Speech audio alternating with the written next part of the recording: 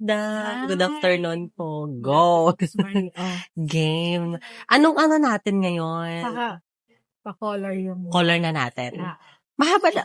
Maikli ba tong hair mo dati? Or first Oo. time niyo po ba dito? No, Or pangalawa. Pangalawa sa'yo. Ay, Oo, taray. diba?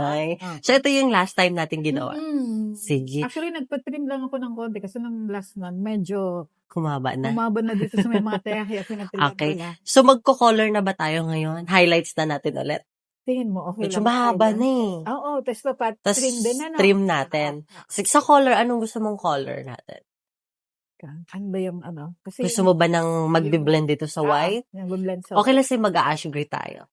Sige. Tapos may base pa naman tayo na ma-brown side doon para hindi siya di naman yung ganun kaputi tignan eh. May pagka-gray siya tapos may ash din siya para hindi siya puting-puti tignan. Sige. Tapos sa cut natin, trim lang natin. Dito din sa gilid. Tapos itong dito sa likodan, bawasan ko ng konti. Para tumatama na dito. Makati na ba Tapos siya? maano na siya. Ganun. Mainit na. Mainit na. Sige. Game. Bigyan mo na. Ayan. So, kamusta? Okay, magandang color na ng Ganda. buhok ko.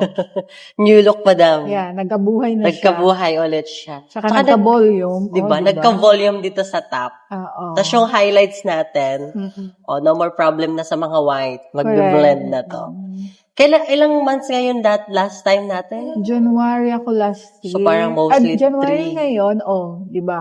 Almost 3 to 4, mga ganun. So, after din 3 months or 4 months, magkikita ulit tayo. Siyempre, ikaw pa rin. Thank you so much. Thank you so much, Miss Maria.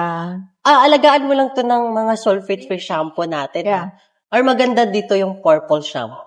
Oo nga. Para ma-maintain mo yung pagka-gray niya. Para hindi siya manilaw or magbabras. Oo. Tapos hair mask para smooth. Konting hair mask lang para ma-maintain mo lang yung moisture. Oo, meron din. Thank you.